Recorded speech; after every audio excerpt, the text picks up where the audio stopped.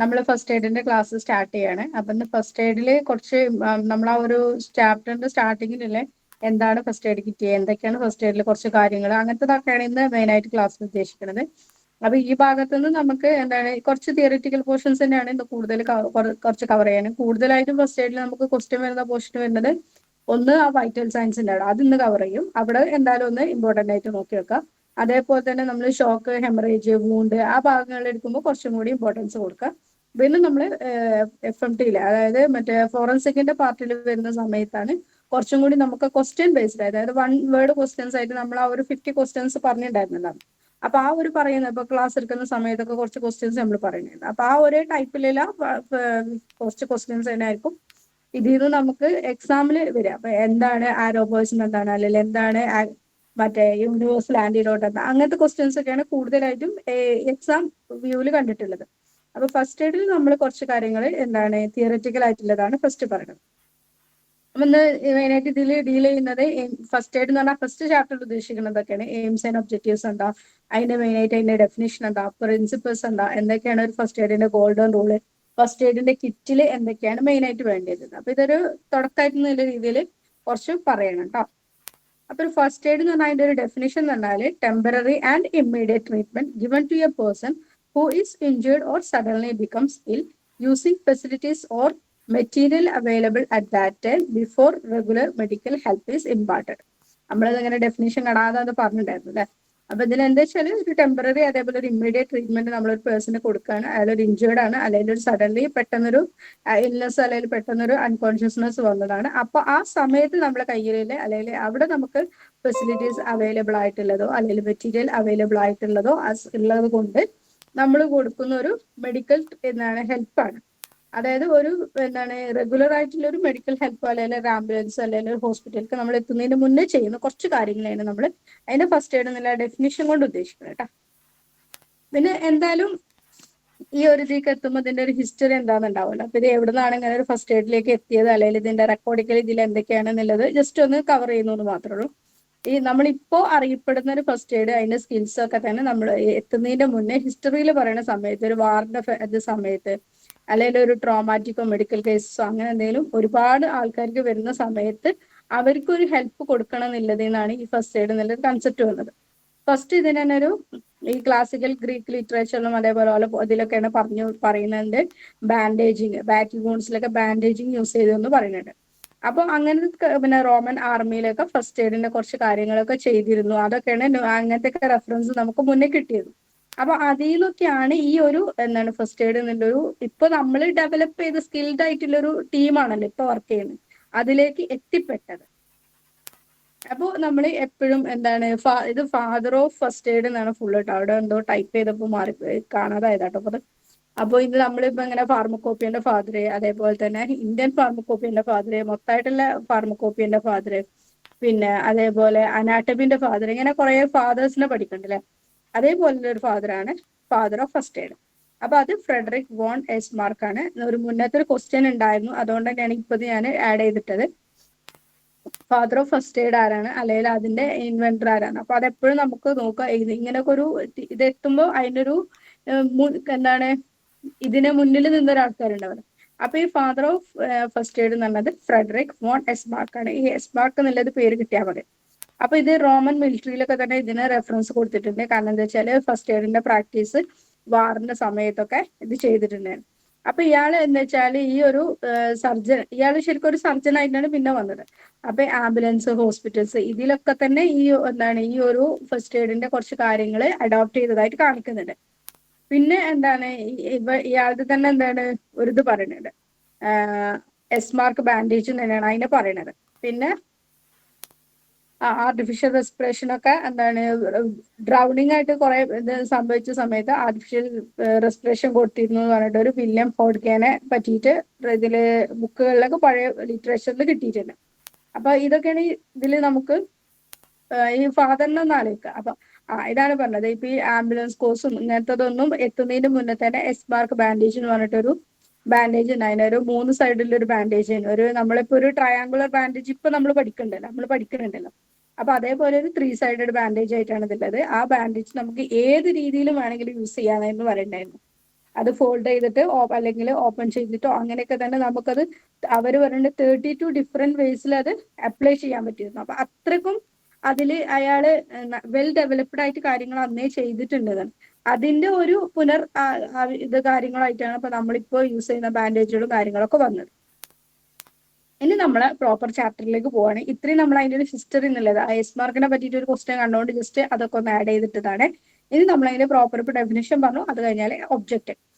നമുക്ക് സ്വാഭാവികമായിട്ട് അറിയാം എന്തിനാ ഫസ്റ്റ് ആയിട്ട് നമ്മൾ ചെയ്യുന്നത്. അപ്പൊ ഇതിൽ നമുക്ക് തിയറി മാത്രമേ ഉള്ളൂ. ലൈഫ് പ്രിസർവ് ചെയ്യുക, അതേപോലെ തന്നെ ഫർദർ ഇഞ്ചുറി പ്രിവെന്റ് ചെയ്യാൻ വേണ്ടിയിട്ട്, അതേപോലെ ഡിറ്റീരിയേഷൻ കണ്ടീഷൻ വീണ്ടും ഡിറ്റീരിയേഷനിലേക്ക് പോകാണ്ടിരിക്കുന്നത് പ്രിവെന്റ് ചെയ്യാൻ വേണ്ടിയിട്ട്. അതേപോലെ തന്നെ വിക്ടിമിന് നമ്മൾ എന്താ വെച്ചാൽ അവർക്ക് ഒരു കംഫർട്ടബിൾ പൊസിഷൻ കൊടുക്കുക, അവർക്ക് അതേപോലെ തന്നെ സ്ട്രെങ്ത് കാര്യങ്ങളൊക്കെ കംഫർട്ട് ചെയ്യുന്ന ഒരു പൊസിഷൻ കൊടുക്കാൻ വേണ്ടിയിട്ട്. പിന്നെ ഇഞ്ചേർഡ് പേഴ്സണെ നമ്മളൊരു പ്രൊഫഷണൽ കെയർ അല്ലെങ്കിൽ എത്തിക്കുന്നത് വരെ, അല്ലെങ്കിൽ ഏർലിയസ്റ്റ് ആയിട്ട് എത്തിക്കുന്നത് വരെ കാര്യങ്ങൾ ചെയ്യുന്നതിനാണ് മെയിൻ ആയിട്ട് നമ്മളതിന്റെ ഒബ്ജക്റ്റ് എന്ന് പറയുന്നത്.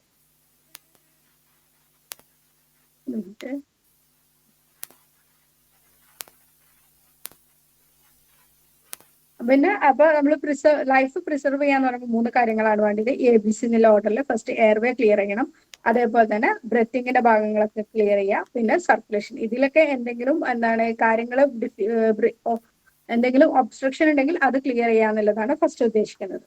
ഇനി പ്രിവെന്റ് ഡിറ്റീരിയറേഷൻ, അതായത് അവർ വീണ്ടും വീക്കനിങ്ങിലേക്ക് പോകും, അല്ലെങ്കിൽ അവരുടെ ലൈഫ് വീണ്ടും എന്തെങ്കിലും ഡേഞ്ചറിലേക്ക് പോകുന്നു നോക്കുന്ന കാര്യങ്ങളാണ്. ബ്ലീഡിങ് ഉണ്ടെങ്കിൽ അത് സ്റ്റോപ്പ് ചെയ്യുക, അതേപോലെ ഷോക്ക് ഉണ്ടെങ്കിൽ ഷോക്ക് നമ്മൾ പഠിക്കണ്ടല്ലോ കുറെ ടൈപ്പ്, അപ്പൊ ഈ ഷോക്കിന് ട്രീറ്റ്മെന്റ് കൊടുക്കുക. വേറെ എന്തെങ്കിലും സിവിയർ ആയിട്ടുള്ള ഇഞ്ചറീസ് ഉണ്ടെങ്കിൽ അതിന് ട്രീറ്റ്മെന്റ് വേഗം കൊണ്ട് കൊടുക്കുക. പിന്നെ റിക്കവറിയാണ് പിന്നെ നമുക്ക് ചെയ്യാനുള്ള കാര്യങ്ങൾ. റിക്കവറിയിൽ എന്താ വെച്ചാൽ പേഷ്യന്റിനെ റീഅഷ്യൂർ ചെയ്യുക, അതേപോലെ പെയിനും കാര്യങ്ങളും ഉണ്ടെങ്കിൽ അതിന് റിലീവ് ചെയ്ത് കൊടുക്കുക. പിന്നെ അവർ നമ്മൾ ഹാൻഡിൽ ചെയ്യുന്നതാണ് മെയിൻ ഇതില്ലത്. കാരണം ചിലതിലൊക്കെ എന്താ വെച്ചാൽ ആക്സിഡന്റ് ഒക്കെ പറ്റിയിട്ടുണ്ടെങ്കിൽ നമ്മൾ അവരെ കൊണ്ടുപോകുന്നതിലാണ് അവർക്ക് വീണ്ടും ഇഞ്ചറി വരിക. മടക്കിയെടുക്കുക അങ്ങനെയൊക്കെ ആകുമ്പോൾ ഓൾറെഡി ചിലപ്പോൾ ഫീമറിനൊക്കെ ഫ്രാക്ചർ ഉണ്ടെങ്കിൽ ആ മടക്കിയെടുക്കുന്ന സമയത്ത്, അല്ലെങ്കിൽ സ്പൈനൽ ഫ്രാക്ചർ ഒക്കെ വരുന്ന സമയത്ത് നമ്മൾ അവരാ മടക്കിയിട്ട് ഒരു എടുക്കലുണ്ടല്ലോ, കൈ നമ്മൾ ഇതിൽ വെച്ചിട്ട് മടക്കുകളിൽ വെച്ചിട്ട് ഒരു എടുക്കലുണ്ടല്ലോ, അങ്ങനെ എടുക്കുന്ന സമയത്താണ് വീണ്ടും അവർക്ക് ഇല്ല പ്രശ്നങ്ങളെക്കാളും കൂടുതൽ പറ്റുക. അപ്പോൾ അവരെ ഹാൻഡിൽ ചെയ്യുന്നത് ഇത് ചെയ്യുക. അതേപോലെ വേറെ എന്തെങ്കിലും ഹാമോ കാര്യങ്ങളൊക്കെ ഉണ്ടെങ്കിൽ അതിനൊക്കെ പ്രൊട്ടക്ട് ചെയ്താണ് കൊണ്ടുപോകും. അപ്പൊ ഇതാണ് നമ്മൾ ഈ ഒരു പ്രിൻസിപ്പിൾസ് എന്ന് പറയുന്നത്. ലൈഫ് പ്രിസർവ് ചെയ്യുന്ന കാര്യങ്ങൾ ചെയ്യുക, എയർവേ ക്ലിയർ ചെയ്ത് കൊടുക്കുക, അതേപോലെ ബ്രെത്തിങ്ങിന്റെ കാര്യങ്ങളൊക്കെ ക്ലിയർ ചെയ്ത് കൊടുക്കുക. പിന്നെ നമ്മൾ സർക്കുലേഷൻ കൊടുക്കുന്നത്, സർക്കുലേഷനിൽ ഈ പമ്പ് ഇതൊക്കെ നമ്മൾ ഡീറ്റെയിൽ ആയിട്ട് ഇനി പറയും. ഇനി നമ്മൾ അതിന്റെ ജനറൽ പ്രിൻസിപ്പിൾസ് പറയുന്ന സമയത്ത് തന്നെയാണ് പാനിക് ആവരുത്. നമ്മൾ അവർക്ക് എന്താ വെച്ചാൽ ഒന്നും കൂടി അവർ പാനിക് ആക്കുന്ന കാര്യങ്ങളും ഒക്കെ ഉണ്ടെങ്കിൽ അതൊക്കെ ഒന്ന് ഒഴിവാക്കി കൊടുക്കാം. നമ്മൾ ഇത് നമ്മൾ ചെയ്യേണ്ട കാര്യം, അതായത് അവിടെ ഫസ്റ്റ് എയ്ഡർ ചെയ്ത് കൊടുക്കേണ്ട കാര്യമാണ്. നമ്മൾ എന്താ വെച്ചാല് പിന്നെ ആ സിറ്റുവേഷന്റെ കാര്യങ്ങളൊക്കെ ഒന്ന് ഇവാലുവേറ്റ് ചെയ്യുക. എന്താണ് വിക്ടിമിന്റെ കോൺഷ്യസ്നെസിന്റെ ലെവല്, അതേപോലെ തന്നെ എയർവേ ഒക്കെ ക്ലിയർ ആണോ, ബ്രെത്തിങ് ക്ലിയർ ആണോ, അങ്ങനത്തെ കാര്യങ്ങളൊക്കെ പൾസ് ഇതുണ്ടോ, ബ്ലീഡിങ് ഉണ്ടോ, അതൊക്കെ കാര്യങ്ങളൊക്കെ ഒന്ന് ക്ലിയർ ആക്കണം നോക്കുക. അതേപോലെ എൻവയോൺമെന്റ് ക്ലിയർ ആണോ, വേറെ എന്തെങ്കിലും ഡേഞ്ചറോ കാര്യങ്ങളോ ഇപ്പൊ നമ്മള് ഇപ്പോ മറ്റേ തീപിടുത്തോ കാര്യങ്ങളൊക്കെ ഉണ്ടെങ്കിൽ അവിടെ എൻവയോൺമെന്റ് എന്താണ് ഫസ്റ്റ് അവരെ മാറ്റി വെക്കേണ്ടത്. കാരണം അവിടെ എക്സ്പോഷർ ഉണ്ടാകുന്നിടത്തോളം ഇവരുടെ ബ്രീത്തിങ്ങും കാര്യങ്ങളും ഡേഞ്ചർ ആയിക്കൊണ്ടേ ഇരിക്കുക ചെയ്യും. പിന്നെ ഈ AED അങ്ങനത്തെ സ്പ്രിൻസോ കാര്യങ്ങളോ അങ്ങനെ എന്തെങ്കിലും റിസോഴ്സ് മെറ്റീരിയലൊക്കെ നമുക്ക് അവിടെ അവൈലബിൾ ആണോ എന്നുള്ളതൊക്കെയാണ് ചെക്ക് ചെയ്യേണ്ടത് ഫസ്റ്റ്. ഇനിയിപ്പോ നമ്മള് ഫസ്റ്റ് ആയിട്ട് ഈ രീതിയിലാണ് ചെയ്യുക. എന്തിനൊക്കെയാണ് പ്രയോറിറ്റി കൊടുക്കേണ്ടത് എന്നുള്ളതാണ്. ഫസ്റ്റ് ബ്രീത്തിങ്ങിന്റെ റെസ്റ്റോറേഷന് പ്രയോറിറ്റി കൊടുക്കും. അതേപോലെ ബ്ലീഡിങ് കാര്യമായിട്ടുണ്ടെങ്കിൽ അത് കൺട്രോൾ ചെയ്യുക. ഷോക്കിന്റെ കാര്യത്തിലൊക്കെ അതിന് ഇമ്പോർട്ടൻസ് കൊടുക്കുക. പിന്നെ ഫ്രാക്ചർ ഉണ്ടോ നോക്കുക, ബേൺസ് ഉണ്ടെങ്കിൽ, അതേപോലെ മൾട്ടിപ്പിൾ ഇഞ്ചറീസ് ഉണ്ടെങ്കിൽ, പിന്നെ ട്രാൻസ്പോർട്ടേഷൻ വേണ്ടിയിട്ട് ഈ ഓർഡറിലാണ് നമ്മൾ ഇതിന്റെ കാര്യങ്ങളെല്ലാം ചെയ്യുന്നത്. ഫസ്റ്റ് എപ്പോഴും നമ്മൾ ബ്രെത്തിങ്ങിന്റെ കാര്യത്തിലാണ് ഫസ്റ്റ് എയർവേ ക്ലിയർ ആയിട്ട് ചെയ്യാം. ഇതിൽ നമ്മൾ 3 പ്രയോറിറ്റീസ് വെച്ച് പറയും. അതായത് ഹയസ്റ്റ് പ്രയോറിറ്റിനെ നമ്മൾ ആദ്യം തന്നെ നോക്കും, അതേപോലെ തന്നെ പിന്നെ കുറച്ച് മോഡറേറ്റ് ആയിട്ടില്ല, പിന്നെ മൈൽഡ് ആയിട്ട്. അപ്പൊ എപ്പോഴും നമ്മളൊരു ട്രയാജ് പറയല്ലോ, ഇങ്ങനെയൊക്കെ ഒരു അസുഖങ്ങൾ വരുന്ന സമയത്ത് ഹോസ്പിറ്റലിലൊക്കെ കണ്ടിട്ടില്ലേ, നമ്മൾ അസുഖങ്ങളുടെ കണക്കിനനുസരിച്ചിട്ടാണ് കാഷ്വാലിറ്റിയും കാര്യങ്ങളൊക്കെ നമ്മൾ അവരെ ഇത് ചെയ്യിക്കുക, എൻറ്റർ ചെയ്യിക്കുക. അപ്പൊ നല്ല ബുദ്ധിമുട്ടുള്ള ആൾക്കാർ, അല്ലെങ്കിൽ അവരെ നമ്മളിപ്പോ കൊണ്ടു ചെന്നിട്ടുണ്ടെങ്കിൽ സ്കോപ്പ് ഉണ്ട് എന്നുണ്ടെങ്കിൽ, ഓൾറെഡി ഡെത്ത് ആയിട്ടുള്ള ആൾക്കാർ ട്രയാജിൽ ലാസ്റ്റ് വരാം. നമ്മൾ വിചാരിക്കും ഡെത്ത് ആയല്ലോ എന്ന്, പക്ഷെ അപ്പൊ അവരെന്താ വെച്ചാൽ ഓൾറെഡി ഡെത്ത് ആണ്. അപ്പൊ അവര് നമ്മളിപ്പോ തിരക്കൂട്ടി കൊണ്ടുപോയിട്ട് കാര്യമില്ല. നേരെ മറിച്ച് നമ്മൾ ഏറ്റവും ആസ് സൂൺ ആസ് പോസിബിൾ എത്തിച്ചാൽ അവര് നമ്മൾക്ക് ലൈഫ് കിട്ടുന്നില്ല തന്നെയാണ് ഫസ്റ്റ് നമ്മൾ പ്രയോറിറ്റി കൊടുക്കുക. അപ്പൊ റെസ്പിറേറ്ററി അറസ്റ്റ് വന്നത് അല്ലെങ്കിൽ എയർവേ ഒബ്സ്ട്രക്ഷൻ, ഇവിടെ നമ്മൾ എന്താ വെച്ചാൽ CPR അല്ലെങ്കിൽ ഏതെങ്കിലും രീതിയിൽ എയർവേ ഒബ്സ്ട്രക്ഷൻ ക്ലിയർ ചെയ്തിട്ടുണ്ടെന്നുണ്ടെങ്കിൽ നോർമലി അവർക്ക് ലൈഫ് അപ്പോഴേ തിരിച്ചു കിട്ടും. അപ്പൊ ഫസ്റ്റ് പ്രയോറിറ്റി നമ്മൾ അതിനങ്ങനെ കൊടുക്കുക, റെസ്പിറേറ്ററി അറസ്റ്റ്, എയർവേ ഒബ്സ്ട്രക്ഷൻ. അതേപോലെ തന്നെയാണ് കാർഡിയാക് അറസ്റ്റ് ഉണ്ടെങ്കിൽ. പിന്നെ ബ്ലീഡിങ് എപ്പോഴും എന്തൊക്കെയാലും ഷോക്കിലേക്ക് നയിക്കുന്നതുകൊണ്ട് തന്നെ സിവിയർ ബ്ലീഡിങ്ങിന് ഇമ്പോർട്ടൻസ് കൊടുക്കണം. പിന്നെ സിവിയർ ആയിട്ടുള്ള ഹെഡ് ഇഞ്ചുറി ഉണ്ടെങ്കിൽ അത് വീണ്ടും ഷോക്കിലേക്ക് നയിക്കാം, അല്ലെങ്കിൽ BP ഇതാക്കാം. കുറെ പ്രശ്നങ്ങളിലുണ്ട്, അതിനും ഇമ്പോർട്ടൻസ് കൊടുക്കാം. ഓപ്പൺ ചെസ്റ്റ് വുണ്ട് എന്ന് പറഞ്ഞിട്ടുണ്ടെങ്കിൽ പെട്ടെന്ന് തന്നെ ചെസ്റ്റ് വുണ്ടിൽ എന്താണ് ഈ സ്റ്റാബ്, കത്തി കൊണ്ടുള്ള കുത്ത്, അങ്ങനത്തെ കാര്യങ്ങളൊക്കെ, റിബ്സിന് പൊട്ടൽ, ഇങ്ങനെയൊക്കെ ഉണ്ടെങ്കിൽ എന്താ വെച്ചാൽ ഡയറക്റ്റ് ആയിട്ട് ലങ്സിലേക്ക് ഇത് കയറും. മറ്റേ പുറത്തുനിന്ന് ലെയർ കയറി നമ്മളറിയില്ല, അവിടെ ഒരു ബബിൾ ഫോം ചെയ്യും. അപ്പൊ അത് പെട്ടെന്ന് തന്നെ അറ്റാക്കും കാര്യങ്ങളൊക്കെ വന്നിട്ട് പെട്ടെന്ന് തന്നെ ഡെത്തിലേക്ക് ലീഡ് ചെയ്യാം. നമ്മളെ രക്തക്കുഴലുകളിൽ ബബിള് കയറിയിട്ടുണ്ടെങ്കിൽ നമ്മളെ എംബോള എന്നൊക്കെ പറയും. അപ്പൊ അതേ രീതിയിൽ ഫോർമേഷൻ അങ്ങനത്തെ കാര്യങ്ങളൊക്കെ നടന്നിട്ടുണ്ടെങ്കിൽ ഡെത്ത് പെട്ടെന്ന് ഉണ്ടാവും. അപ്പൊ ചെസ്റ്റ് വുണ്ടിലൊക്കെ ഓപ്പൺ ആയിട്ടുള്ള കാര്യങ്ങളുണ്ടെങ്കിൽ അത് നമുക്ക് പെട്ടെന്ന് റിമൂവ് ചെയ്യണം. അതേപോലെ തന്നെയാണ് ഓപ്പൺ അബ്ഡോമിനൽ വൂണ്ട്. പിന്നെ സിവിയർ ഷോക്ക്, പിന്നെ ബേൺസ് ഒക്കെ നമ്മൾ റെസ്പിറേറ്ററി ട്രാക്ട് വരെയൊക്കെ, പുറമേയുള്ള സ്കിന്നിന്റെ ബേൺ ആണെങ്കിൽ വലിയ പ്രശ്നമൊന്നുമില്ല, അത് നമുക്ക് സമയമുണ്ട്. റെസ്പിറേറ്ററി ട്രാക്റ്റിനൊക്കെ തന്നെയുള്ള ബേൺ ആണെങ്കിൽ നമുക്ക് സമയമില്ല, പെട്ടെന്ന് തന്നെ ചെയ്യും. പിന്നെ അൺകോൺഷ്യസ്നെസ് കാരണമൊന്നുമില്ലെങ്കിൽ നമ്മൾ അതിനെ ചിലപ്പോൾ നമുക്ക് പെട്ടെന്ന് തന്നെ റെഡിയാക്കി എടുക്കേണ്ടതായിരിക്കും. ഇത്രയും നമ്മൾ ഹയസ്റ്റ് പ്രയോറിറ്റി ഗ്രൂപ്പ് ആയിട്ട് തന്നെയാണ് പറയുന്നത്. ഇനി സെക്കൻഡ് പ്രയോറിറ്റി അല്ലെങ്കിൽ നമ്മൾ മോഡറേറ്റ് എന്ന് പറയും, കുറച്ചും കൂടി നമുക്ക് കുഴപ്പമില്ല, ടൈം എടുത്താലും ഫസ്റ്റ് പ്രയോറിറ്റിനെ എത്തിച്ചിട്ട് നോക്കിയാൽ മതി, എന്നാലും നമ്മൾ ഇവരെ നോക്കണം. സിവിയർ ആയിട്ട് ബേൺ, അപ്പൊ ഈ ബേൺ നമ്മളെപ്പോഴും എന്താണ് ഇഞ്ചുറി ഷോക്കിലേക്ക് ലീഡ് ചെയ്യാം. അതേപോലെ തന്നെ ബേണിൻ്റെതായിട്ടുള്ള ബുദ്ധിമുട്ടുകൾ കൂടുതലുണ്ട്, അപ്പൊ അതൊക്കെ നമുക്ക് സെക്കൻഡ് പ്രയോറിറ്റി കൊടുക്കാം.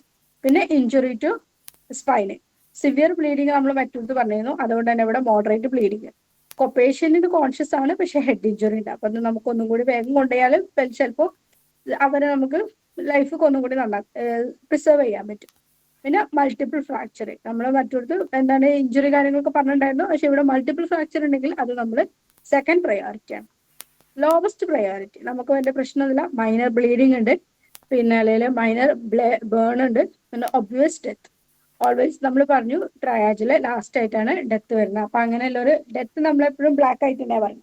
അപ്പൊ അത് നമ്മളെപ്പോഴും എന്താ വെച്ചാൽ കുറച്ച് സമയം എടുത്തിട്ട് അല്ലെങ്കിൽ മറ്റുള്ള ആൾക്കാരൊക്കെ നമുക്ക് ട്രാൻസ്പോർട്ട് ചെയ്തതിനു ശേഷം മാത്രം നോക്കേണ്ട കാറ്റഗറിയാണ്. അപ്പൊ ഈ 3 പ്രയോറിറ്റീസ് ഒന്ന് ജസ്റ്റ് അറിഞ്ഞിരിക്കുക. ഇനി നമ്മൾ ഫസ്റ്റ് എയ്ഡ് കിറ്റില് ഒരു സാധാരണയായിട്ട് വേണ്ടത്, ഇപ്പൊ നമ്മളുടെ ഒരു ജസ്റ്റ് ഒരു വൈവൊക്കെ നമുക്ക് വെറുതെ ഇരിക്കുന്ന സമയത്ത് ചോദിക്കാം, അങ്ങനെ എന്താ വെച്ചാൽ ഫസ്റ്റ് എയ്ഡ് കിറ്റിൽ എന്തൊക്കെയാണ് വേണ്ടത്, നമുക്കൊരു ടോപ്പിക് നമ്മളൊരു ടോപ്പിക് അതുണ്ട്, നമ്മളൊരു ഈവൻ കോമൺ ലേമാൻ അറിഞ്ഞിരിക്കേണ്ട കാര്യങ്ങൾ. ഫസ്റ്റ് എയ്ഡ് കിറ്റ് നമ്മളെപ്പോഴും ബസ്സിൽ വേണം, അതേപോലെ ഇപ്പൊ നമ്മൾ പറയണ്ടല്ലോ സ്കൂളുകളിൽ, അങ്ങനെ എല്ലാ സ്ഥലങ്ങളിലും നിർബന്ധമായിട്ടുള്ള ഒരു സാധനമാണ്. അപ്പൊ ഇതിൽ അറ്റ്ലീസ്റ്റ് എന്തൊക്കെയാണ് ഇല്ലേ എന്നുള്ളത് നോക്കി വെച്ചാൽ മതി, കാരണം ഇതിലെ എല്ലാ സാധനങ്ങളും നമുക്ക് ആവശ്യമില്ല. പിന്നെ അപ്പൊ ഈ ട്രയാങ്കുലർ ബാൻഡേജ് നമുക്കറിയാം, റോളർ ബാൻഡേജ്, ഇതൊക്കെ നമ്മൾ എന്താ വെച്ചാല് നമുക്ക് എപ്പോഴും എന്തെങ്കിലും പറ്റുന്ന ആസ് സൂൺ ആസ് പോസിബിൾ നമുക്ക് ഇതൊക്കെ കിട്ടേണ്ട കാര്യമാണ് അല്ലെ. പിന്നെ അഡ്ഹസീവ് ആയിട്ടുള്ള പ്ലാസ്റ്റർ, ബാൻഡേഡ്, പിന്നെ സ്റ്റെറിലൈസ്ഡ് ആയിട്ടുള്ള കോട്ടൺ, അതേപോലെ ഗോസ്, പിന്നെ ഈ ല്യൂക്കോപ്ലാസ്റ്റ്, അതൊക്കെ സാധാരണ പറയാം, ഇതൊന്നും നമുക്ക് വലിയൊന്നും നമ്മൾ ഇമ്പോർട്ടൻസ് കൊടുക്കാറില്ല. പിന്നെ സിസേഴ്സ്, പിന്നെ ആന്റിസെപ്റ്റിക് ക്രീംസ്, ഏതെങ്കിലും രീതിയിലുള്ള ക്രീംസ്, ഡെറ്റോളോ എന്തെങ്കിലും ക്രീം. പിന്നെ ഈ സാൾട്ട് ഷുഗർ എന്താ വെച്ചാൽ ചിലപ്പോൾ ഹൈപ്പർഗ്ലൈസീമിയ ആവാം, ഹൈപ്പോഗ്ലൈസീമിയ ആവാം, ഹൈപ്പോ ടെൻഷൻ ആവാം. അപ്പൊ അതിനനുസരിച്ചിട്ട് ഈവൻ പേഷ്യന്റിന് ചിലപ്പോൾ നമുക്കറിയാലോ ഇങ്ങനത്തതൊക്കെ ആണെന്ന് അറിയപ്പെടുകയാണെങ്കിൽ നമുക്ക് ആ രീതിയിൽ കൊടുക്കാൻ വേണ്ടിയിട്ട്. പിന്നെ ഗ്ലൂക്കോസ്, ഇങ്ങനത്തെ കുറച്ച് കാര്യങ്ങളൊക്കെ, ടോർച്ച് സേഫ്റ്റി, പിന്നെ ഇങ്ങനത്തെ കുറച്ച് കാര്യങ്ങളൊക്കെയാണ് നമ്മളതിന്റെ ഒരു ഫസ്റ്റ് എയ്ഡ് കിറ്റിന്റെ ഒരു ജനറൽ കാര്യങ്ങൾ പറയുന്നത് കേട്ടോ. പിന്നെ ഇതൊക്കെയാണ് ഇപ്പൊ നമ്മൾ പറഞ്ഞ ഈ ഓരോ കുറച്ച് കാര്യങ്ങൾ പറഞ്ഞല്ലേ. ഈ ഇതില് എല്ലാം ജസ്റ്റ് ഒന്ന് നോക്കിയാൽ മതി. ഈ കാര്യങ്ങളൊക്കെ ഫസ്റ്റ് എയ്ഡ് കിറ്റിൽ വേണം എന്നുള്ളത് ഒരു ഐഡിയക്ക് വേണ്ടി കിട്ടുന്നുള്ളൂ കേട്ടോ. ഇപ്പൊ നമ്മൾ പറഞ്ഞ എന്താണ് ഗോൾഡൻ റൂൾസ്, നമ്മൾ അതിലൊരു ടോപ്പിക് ആയിട്ട് പറഞ്ഞില്ലേ, golden rules of first aid. അപ്പൊ do first thing first, quickly, quietly, without fuss or panic. നമ്മൾ ഫസ്റ്റ് ചെയ്യുന്നത് വെച്ചാൽ നമ്മൾ പാനിക്കാകരുത്, നമ്മൾ അതിനവിടെ കറക്റ്റ് ആയിട്ടില്ല നല്ലൊരു അന്തരീക്ഷം കൊടുത്തിട്ട് തന്നെ ചെയ്യാൻ നോക്കുക. പിന്നെ നമ്മളവിടെ സിറ്റുവേഷൻ കാമാക്കുക, അതേപോലെ അവർക്ക് നമ്മൾ കോൺഫിഡൻസ് കൊടുക്കുക, നമ്മളവരോട് സംസാരിച്ചുകൊണ്ടേ ഇരിക്കുക. അതെ, അല്ലെങ്കിൽ അവർക്ക് എന്തെങ്കിലും പറയാനുണ്ടെങ്കിൽ നമ്മൾ കേൾക്കുക, പിന്നെ അവർക്ക് റീഷുർ ചെയ്യും. ഇപ്പൊ നമ്മൾ ഇതൊക്കെ എന്താ പറയുന്നത് വെച്ചാല് പാമ്പ് കടിച്ചിട്ടുണ്ടെങ്കിൽ അങ്ങനെയൊക്കെ ആകുമ്പോൾ വെച്ചാല്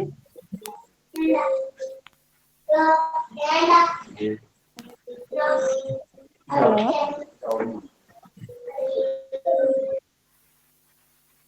ഓക്കെ, മൈക്കൊന്ന് മ്യൂട്ട് ചെയ്താൽ മതിയായിരുന്നു. അതായത് നമ്മളിപ്പോ ഒരു സ്നേക്ക് പോയിസൺ ഒക്കെ പറയില്ലേ, അപ്പൊ സ്നേക്ക് പോയിസൺ ഒക്കെ എന്താ വെച്ചാൽ നമ്മൾ അങ്ങനെ പറയുന്നുണ്ട്.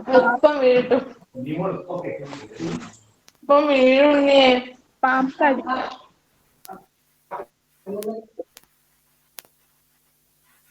അവർക്ക് നമ്മളിപ്പോഴും പറയേണ്ടത് പോയ്സണേക്കാളും നമ്മളവിടെ ഒരു ഫിയർ അല്ലെങ്കിൽ പാനിക് കൊണ്ടാണ് ഡെത്ത് ഉണ്ടാവുന്നത്. അപ്പൊ അതാണ് ഇവിടെ ഉദ്ദേശിക്കുന്നത്. അവർക്ക് നമ്മൾ കോൺഫിഡൻസ് കൊടുക്കുക, അല്ലെങ്കിൽ അവിടെ നമ്മൾ അറ്റ്മോസ്ഫിയർ കാം വെക്കുക. അങ്ങനെ റിയഷർ ചെയ്തിട്ടുണ്ടെങ്കിൽ നമുക്ക് ഇത് ക്ലിയർ ചെയ്യാൻ പറ്റും. പിന്നെ നമ്മൾ ABC റൂൾ നമ്മളിപ്പോൾ പറഞ്ഞിട്ടുണ്ടായിരുന്നു, എയർവേ, ബ്രീത്തിങ്, സർക്കുലേഷൻ. അത് നമ്മൾ ഫോളോ ചെയ്യുക തന്നെ വേണം. പിന്നെ ആർട്ടിഫിഷ്യൽ റെസ്പിറേഷൻ, ബ്രീത്തിങ് സ്റ്റോപ്പ് ചെയ്തിട്ടുണ്ടെന്നുണ്ടെങ്കിൽ ആർട്ടിഫിഷ്യൽ റെസ്പിറേഷൻ എന്തായാലും കൊടുക്കാം. പിന്നെ ബ്ലീഡിങ് ഉണ്ടെങ്കിൽ അത് നമ്മൾ അതിന് വേണ്ടിയിട്ടുള്ള കാര്യങ്ങൾ ചെയ്യാം. പിന്നെ ഷോക്കിനുണ്ടെങ്കിൽ ഷോക്കിന്റെ കാര്യങ്ങൾ ചെയ്ത് കൊടുക്കുക. അതിനുള്ള ട്രീറ്റ്മെന്റിലേക്ക് പോവുക. അതേപോലെ do not attend too much. അതെന്ന് വെച്ചാൽ നമ്മൾ ഒരുപാടായിട്ട് തന്നെ ചെയ്തുകൊണ്ടിരിക്കല്ലോ, നമ്മൾ അതിന്റെ അടുത്ത പ്രൊസീജിയർ ചെയ്യാൻ വേണ്ടി. നമ്മളെന്താ വെച്ചാൽ ഇപ്പൊ നമ്മൾ പറഞ്ഞില്ലേ, അതിന്റെ കൂടെ ആംബുലൻസ് വിളിക്കേണ്ടി വരും, അല്ലെങ്കിൽ നമുക്ക് ഒറ്റയ്ക്ക് ഇത് ചെയ്യാൻ പറ്റില്ല, അപ്പൊ ആൾക്കാരെ വിളിച്ചു കൂട്ടാം. ഇങ്ങനെ കാര്യങ്ങളെല്ലാം ചെയ്യണം. നമ്മൾ തന്നെ അവിടെ തന്നെ വെച്ചുകൊണ്ടിരുന്ന് ചെയ്യേണ്ട കാര്യമല്ല. പിന്നെ ക്രൗഡും കാര്യങ്ങളൊക്കെ ഉണ്ടെങ്കിൽ അത് നമ്മൾ റിമൂവ് ചെയ്യാൻ ഒഴിവാക്കാൻ നോക്കുക. അതേപോലെ തന്നെ അൺനെസസറി ആയിട്ട് കാര്യത്തിലും കാര്യങ്ങൾ എന്തെങ്കിലും ഗ്രോത്തും കാര്യങ്ങളൊക്കെ ഉണ്ടെങ്കിൽ അതൊക്കെ ഒന്ന് ഒഴിവാക്കിയിട്ട് അവർക്ക് എപ്പോഴും റദ്ദ് ചെയ്ത് കൊടുക്കാം, കുറച്ചും കൂടി ബ്രീത്തിങ് കാര്യങ്ങൾ ക്ലിയർ ചെയ്യുന്ന രീതി. അതേപോലെ ട്രാൻസ്പോർട്ടേഷന് വേണ്ടിയിട്ട് അല്ലെങ്കിൽ നമ്മൾ ഹോസ്പിറ്റലിലേക്കൊക്കെ ആസ് സൂൺ ആസ് പോസിബിൾ നമ്മൾ എത്തുന്ന കാര്യങ്ങളും കൂടി അതിന്റെ കൂടുതൽ ചെയ്യണം. ഈ ഒരു 10 റൂൾസ് ആണ് ഗോൾഡൻ റൂൾ പറയുന്നത്. ഇത് വൈവക്ക് ജസ്റ്റ് ഇത് എന്തായാലും ഒന്ന് നോക്കിയിട്ട് പോവാം. അതായത് വൈവ മീൻസ് നിങ്ങൾക്ക് ഇന്റർവ്യൂ കാര്യങ്ങളൊക്കെ ഉണ്ടാകുന്ന സമയത്ത് ഇത് എപ്പോഴും ചോദിക്കുന്നതാണ്, എന്തൊക്കെയാണ് ഫസ്റ്റ് എയ്ഡിൽ നമുക്കൊരു ഗോൾഡൻ റൂൾസ് ആയിട്ട് ചെയ്യാൻ പറ്റുന്ന, അല്ലെങ്കിൽ എന്തൊക്കെയാണ് അതിന്റെ പ്രിൻസിപ്പിൾസ്. അപ്പൊ ഇതാണ് എപ്പോഴും ഈ ഒരു സ്ലൈഡ് അന്ന് എങ്ങനെയെങ്കിലും നിങ്ങൾ ആലോചിച്ച് വെക്കണം കേട്ടോ. പിന്നെ നമ്മളിനി അടുത്ത ഫസ്റ്റ് ചാപ്റ്റർ കഴിഞ്ഞു. ഫസ്റ്റ് ചാപ്റ്ററിൽ ഇത്രയേ ഉള്ളൂ. അതിന്റെ ഡെഫിനേഷൻ എന്താണ്, എയിംസ് ആൻഡ് ഒബ്ജക്റ്റീവ്സ് എന്താണ്, അത് കഴിഞ്ഞിട്ട് കുറച്ച് കാര്യങ്ങളും കൂടിയാണ് ഫസ്റ്റ് ചാപ്റ്ററിൽ പറയുന്നത്. ആ ഒരു ടോപ്പിക്ക് കഴിഞ്ഞിട്ട് സെക്കൻഡ് നമ്മൾ എന്താണ് വൈറ്റൽ സയൻസ് എന്നുള്ളത്, അതായത് വൈറ്റൽ സയൻസ് നമ്മൾ എന്തിനാണ് യൂസ് ചെയ്യുന്നത് എന്നുള്ളതാണ് മെയിൻ ആയിട്ട് പറയുന്നത്. അപ്പൊ ഈ വൈറ്റൽ സയൻസ് എന്ന് പറഞ്ഞിട്ടുണ്ടെങ്കിൽ this is A visual science that tell us the condition of the victim. ഇത് നമ്മൾ പറഞ്ഞിട്ടുണ്ടെങ്കിൽ ഒരു വിഷ്വൽ സൈനാണ്, നമ്മൾ കണ്ടുപിടിക്കുന്ന അല്ലെങ്കിൽ നമ്മൾ നോക്കുന്ന സൈനുകളാണ്. ഇതെന്ന് വെച്ചിട്ട് നമ്മുടെ പേഷ്യന്റിന്റെ വിക്ടിമിന്റെ കണ്ടീഷൻ നമുക്ക് മനസ്സിലാക്കാൻ പറ്റുന്ന ഒരു സയൻസിനെയാണ് നമ്മൾ വൈറ്റൽ സൈൻ എന്നുള്ളതുകൊണ്ട് ഉദ്ദേശിക്കുന്നത്. അപ്പൊ എന്തൊക്കെയായിരിക്കും പറയാ, ഈ താഴെ പറയുന്ന എല്ലാ കണ്ടീഷനും നമ്മൾ നോക്കണം. Breathing rate, pulse rate, pupillary reaction, level of consciousness, skin temperature, skin colour, ability to move, reaction to pain. ഇത്രയും കാര്യങ്ങൾ നമ്മളിതിൽ വൈറ്റൽ സൈൻ ആയിട്ടാണ് പറയുന്നത്. അപ്പൊ ഈ കാര്യങ്ങൾ കൊണ്ട് ഇതിലൊക്കെ എന്തൊക്കെ ചേഞ്ച് ഉണ്ട്, അതിനനുസരിച്ച് നമുക്ക് പേഷ്യന്റിന്റെ കണ്ടീഷൻ മോശമാണോ അല്ലെങ്കിൽ കുഴപ്പമാണോ, നല്ലതാണോ, അല്ലെങ്കിൽ നമുക്ക് ഇതിൽ ഇമ്പ്രൂവ്മെന്റ് ഉണ്ടോ, ഇതൊക്കെ നമുക്ക് പെട്ടെന്ന് പറയാൻ പറ്റും. ഓക്കെ, ഫസ്റ്റ് ഇത് നമ്മൾ എന്തായാലും ബ്രീത്തിങ് റേറ്റ് ആണ് പറയുന്നത്. അപ്പൊ ബ്രീത്തിങ് റേറ്റിൽ നമ്മൾ പറയുന്നത് it is A process involving A taking in and breath out of air. ഒന്നുമില്ല, നമുക്കറിയാലോ ശ്വാസോച്ഛ്വാസം, അതാണ് നമ്മൾ ബ്രീത്തിങ് റേറ്റ് കൊണ്ട് ഉദ്ദേശിക്കുന്നത്. അപ്പൊ നമ്മൾ വലിക്കുന്നു, അതേപോലെ എടുക്കുന്നു, പുറത്തേക്ക് വിടുന്നു. ഈ ഒരു കാര്യങ്ങൾ എത്ര നമ്മൾക്ക് നടക്കുന്നുണ്ട് ഇതിൽ വെച്ചിട്ടാണ് നമ്മളതിനെ ബ്രീത്തിങ് റേറ്റ് പറയുന്നത്. അപ്പൊ നമ്മൾ പെർ മിനിറ്റ് വെച്ചിട്ടാണ് ഇത് പറയുന്നത്. ഒരു മിനിറ്റിൽ നമ്മൾ എത്ര എടുക്കേണ്ടത് അത് വെച്ചിട്ടാണ് പറയട്ടോ. അപ്പൊ ലെസ് ദാൻ 1 ഇയറിൽ ഇതൊന്ന് ജസ്റ്റ് നോക്കി വെക്കുക. ഏതെങ്കിലുമൊക്കെ കോമൺ ആയിട്ടില്ല ഇതെപ്പോഴും ചോദിക്കുള്ളൂ, എല്ലാം കൂടെ ഒന്നും ചോദിക്കൂല. ലെസ് ദാൻ 1 ഇയർ നോക്കി വെക്കുക. അതേപോലെ മോർ ദാൻ 12 ഇയേഴ്സ്, അതായത് അഡൽട്ടിലുള്ളതും. ഇൻഫാന്റിന്റെ കേസിൽ 30 to 40 ആണ് നമ്മളൊരു റെസ്പിറേഷൻ റേറ്റ് പറയുന്നത്. കുറച്ചും കൂടി ഒരു കുട്ടികളാണ് 1 to 2 years ചെയ്യുമ്പോഴത്തേന് 25 to 35, 2 to 5, 25 to 30. ഇത് ഓരോ ഏജ് ഗ്രൂപ്പ് ഒന്നും ചോദിക്കൂല കേട്ടോ, ജസ്റ്റ് ഞാൻ ഇട്ടുന്നുണ്ടോ. അപ്പൊ കുട്ടികൾക്ക് നോക്കി വെക്കാം 30 to 40 പെർ മിനിറ്റ് ആണ് കുട്ടികൾക്ക് കിട്ടുക. മോർ ദാൻ 12 ഇയേഴ്സ് ആകുമ്പോൾ അല്ലെങ്കിൽ നമ്മൾ അഡൽട്ട് എന്നുള്ള ഗ്രൂപ്പിലേക്ക് എത്തുന്ന സമയത്ത് 12 to 20. അപ്പൊ അതാണ് നമുക്ക് ഒരു ക്വസ്റ്റ്യനിൽ 12 to 20 ആയിട്ട് വരും കേട്ടോ. അപ്പൊ നമ്മൾ എങ്ങനെയാ നോക്കാം, ഇതിൽ എപ്പോഴും ഒരു കോമൺ ആയിട്ട് പറയുന്നതാണ് slightly more rapid in adult female than male. മെയിലിനെക്കാളും അഡൽട്ട് ഫീമെയിലിൽ തന്നെയാണ് കുറച്ച് കൂടുതലായിട്ട് ഉണ്ടാവുക കേട്ടോ. അപ്പൊ ഈ റെസ്പിറേറ്ററി റേറ്റ് നമുക്ക് കൂടും, അതേപോലെ തന്നെ റെസ്പിറേറ്ററി റേറ്റ് കുറയാം അല്ലെ. റെസ്പിറേറ്ററി റേറ്റ് കൂടുന്ന കണ്ടീഷൻ ഏതൊക്കെയാ, അതേപോലെ റെസ്പിറേറ്ററി റേറ്റ് കുറയുന്ന കണ്ടീഷൻ ഏതൊക്കെയാ, ഇതാണ് ഇപ്പൊ നമ്മളിവിടെ നോക്കണം. അപ്പൊ respiratory rate increased in, respiratory rate കൂടുന്ന കണ്ടീഷനുകളാണ് നമുക്ക് ഫീവർ ഉണ്ടാവുന്ന സമയത്ത്, അതേപോലെ തന്നെ നെർവസ് എക്സൈറ്റ്മെന്റോ അല്ലെങ്കിൽ എക്സേഷനോ ഉണ്ടാവുന്ന സമയത്ത്, പിന്നെ എന്തെങ്കിലും റെസ്പിറേറ്ററി ഡിസീസുകൾ ഉണ്ടാകുമ്പോൾ. ആ റെസ്പിറേറ്ററി ഡിസീസ് നമ്മൾ പറയുമ്പോൾ ന്യൂമോണിയ, ബ്രോങ്കൈറ്റിസ്, പ്ലൂറസി, ഇങ്ങനത്തെ റെസ്പിറേറ്ററി എന്തെങ്കിലും ഡിസീസ് ഉണ്ടാവും. നമുക്കറിയാം പനി വരുന്ന സമയത്ത് സ്വാഭാവികമായിട്ടും നമ്മളെ ബ്രീത്തിങ് റേറ്റ് കൂടും അല്ലെ. നമ്മൾ വലിക്കുന്ന ഭയങ്കരമായിട്ട് കൂടും, നമ്മളെ മിടിപ്പ് കൂടും, നമ്മൾ തന്നെ പറയില്ല നെഞ്ചൊക്കെ ഇങ്ങനെ ഇടിക്കുന്നുണ്ടെന്ന്. അതേ അത് നെഞ്ചല്ല, നമ്മളിങ്ങനെ എന്താണ് റെസ്പിറേറ്ററി റേറ്റ് തന്നെയാണ് ഇവിടെ പറയുന്നത് കേട്ടോ. മറ്റേ പൾസ് റേറ്റ് ആണ് നമ്മൾ അടുത്ത് പറയുന്നത്. ഇത് റെസ്പിറേറ്ററി റേറ്റ് നമുക്ക് തന്നെ അറിയാലോ. പിന്നെ ശ്വാസോച്ഛ്വാസം ചെറിയ കുട്ടികളിലൊക്കെ നമുക്കറിയാം, ഇങ്ങനെ ചെസ്റ്റ് നോക്കുന്ന സമയത്ത് അവരിങ്ങനെ വലിക്കണ നല്ല രീതിയിൽ കൂടും. അപ്പൊ അതാണ്. അതേപോലെ നമുക്ക് എന്തെങ്കിലും ടെൻഷനോ കാര്യങ്ങളോ എക്സാം ഫിയർ അങ്ങനെയൊക്കെ ഉണ്ടാകുന്ന സമയത്ത് നെർവസ് എക്സൈറ്റ്മെന്റ് നമ്മളൊന്ന് ഓടിക്കരച്ച് ചാടി വന്നിട്ടുണ്ടെങ്കിൽ ഓൾറെഡി നമുക്കറിയാം ഇങ്ങനത്തെ കാര്യങ്ങളൊക്കെ ഒന്ന് കൂടുതലായിരിക്കും. പിന്നെ ഡിസീസുകൾ പറഞ്ഞപ്പോൾ ന്യൂമോണിയ കുട്ടികൾക്കൊക്കെ ഉണ്ടാകുന്ന പനീന്റെ കൂടെയുള്ള ശ്വാസം മുട്ടല് കാര്യങ്ങൾ വരുന്ന സമയത്ത് ന്യൂമോണിയയിലേക്ക് പോവാം. കോവിഡ് ഒക്കെ വന്ന സമയത്ത് കൂടുതൽ കണ്ടിരുന്നല്ലോ. അപ്പൊ ഈ ന്യൂമോണിയക്ക് പോകുന്ന സമയത്തും റെസ്പിറേറ്ററി റേറ്റ് കൂടാം. ബ്രോങ്കൈറ്റിസും പ്ലൂറിസും അതേപോലെ തന്നെയല്ലോ ചെറിയ ചെറിയ റെസ്പിറേറ്ററി കണ്ടീഷനുകളാണ്. പിന്നെ ഇനി ഡിക്രീസ്ഡ് ആവാം. റെസ്പിറേറ്ററി റേറ്റ് നമുക്ക് കുറയാം. ഇപ്പൊ നമ്മൾ ഈ പറഞ്ഞ 12-20 നിലയിലോ അല്ലെങ്കിൽ അതിലും താഴെ നിൽക്കുന്ന കണ്ടീഷനുകളാണ് സൗണ്ട് സ്ലീപ്പ്. നമ്മൾ നന്നായിട്ട് ഉറങ്ങുന്ന സമയത്ത് ഓൾറെഡി നമുക്കറിയാം റെസ്പിറേറ്ററി റേറ്റ് ഒക്കെ ഒന്ന് കുറവായിരിക്കും. അതേപോലെ അൺകോൺഷ്യസ്നെസ് ആണെങ്കിൽ ബോധം പോയിന്റ്. പിന്നെ മോർഫിൻ ഡ്രഗ് എഫക്റ്റ്. അൺകോൺഷ്യസിനും ഡ്രഗ് എഫക്റ്റ് ഒക്കെ ഒരു ഈക്വൽ ഒരു കാറ്റഗറി പോലെ തോന്നാം അല്ലെ. അപ്പൊ സൗണ്ട് സ്ലീപ്പ് ആണെങ്കിലും അൺകോൺഷ്യസ്നെസ്സിലും മോർഫിൻ ഡ്രഗ് എഫക്റ്റിലും കുറയാം. കൂടുന്ന നിരക്കില്ല ഫീവറില് നെർവസ് എക്സൈറ്റ്മെന്റില് പിന്നെ റെസ്പിറേറ്ററി ഡിസീസ് ആയിക്കൊണ്ടില്ല ന്യൂമോണിയ ബ്രോങ്കൈറ്റിസ് പ്ലൂറസിയിൽ കൂടാം. ഇനി ഇതിന്റെ റേഷ്യോ നമ്മൾ നോക്കാം. അപ്പൊ നമ്മൾ പൾസും കൂടി പറയുന്ന സമയത്താണ് ഇതൊന്നും കൂടി പറയേണ്ടത്. എന്നാലും ഇവിടെ തന്നെ നോക്കി വെക്കാം. Ratio between pulse and respiratory rate എന്ന് പറഞ്ഞിട്ടുണ്ടെങ്കിൽ 4:1 ആണ്. അപ്പൊ പൾസ് റേറ്റ് നമ്മൾ 72 പറയുമ്പോൾ റെസ്പിറേറ്ററി റേറ്റ് നമ്മൾ ആകെ അവിടെ എത്രേ പറയണുള്ളൂ 20ന്റെ അടുത്ത്, അല്ലെങ്കിൽ 16 to 18, 12 to 20 ആ ഒരു റേഞ്ച്. ആ ഒരു 20ന്റെ മേലൊക്കെ എന്തായാലും അത് വിചാരിക്കരുത്. അപ്പൊ അത്രയും ഡിഫറൻസ് വരുന്നതുകൊണ്ടാണ് ഇത് ഇങ്ങനെ തന്നെ ക്വസ്റ്റ്യൻ വരിക. പൾസിന്റെയും റെസ്പിറേറ്ററിന്റെ റേഷ്യോ. അപ്പൊ ഇത് തിരിച്ചു മറിച്ചൊക്കെ ചോദ്യം വരാം. റെസ്പിറേറ്ററി ആദ്യം വരികയാണെങ്കിൽ 1:4 പറയണം. പൾസാണ് ആദ്യം വരുന്ന വെച്ചാൽ 4:1 പറയണം. അപ്പൊ പൾസാണ് കൂടുതൽ എന്നുള്ളത് ആലോചിച്ചാൽ മതി. അപ്പൊ 4:1 ആണ് റേഷ്യോ വരിക കേട്ടോ.